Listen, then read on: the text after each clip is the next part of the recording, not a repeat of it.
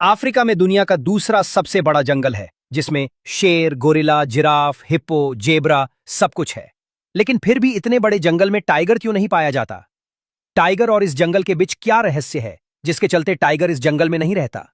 चलिए जानते हैं टाइगर और अफ्रीका के जंगल का सीक्रेट।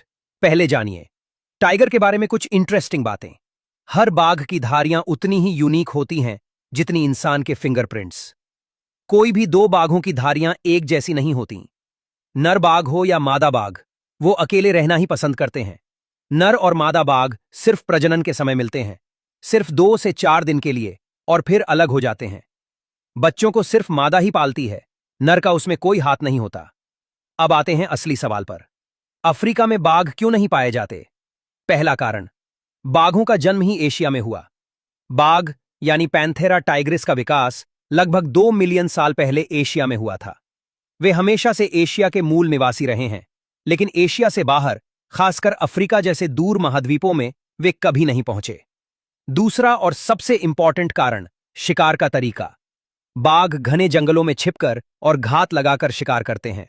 वे स्टिल्थ हंटर्स हैं, धीरे धीरे पास आते हैं और अचानक हमला करते हैं। लेकिन प्रॉब्लम यह है, एशिया से अफ्रीका का रास्ता शुष्क और खुला मैदानी इलाका है। वहां घने जंगल नहीं है जहां बाघ छिप सके, और बाघों के पास चीतों जैसी तेज रफ्तार भी नहीं है कि वे खुले मैदान में दौड़कर शिकार पकड़ सकें। दूसरी ओर, भले ही अफ्रीका के घने जंगल बाघों के लिए सलामत लगें, लेकिन अफ्रीका तक पहुंचने का रास्ता ही टाइगर के लिए इम्पॉसिबल था।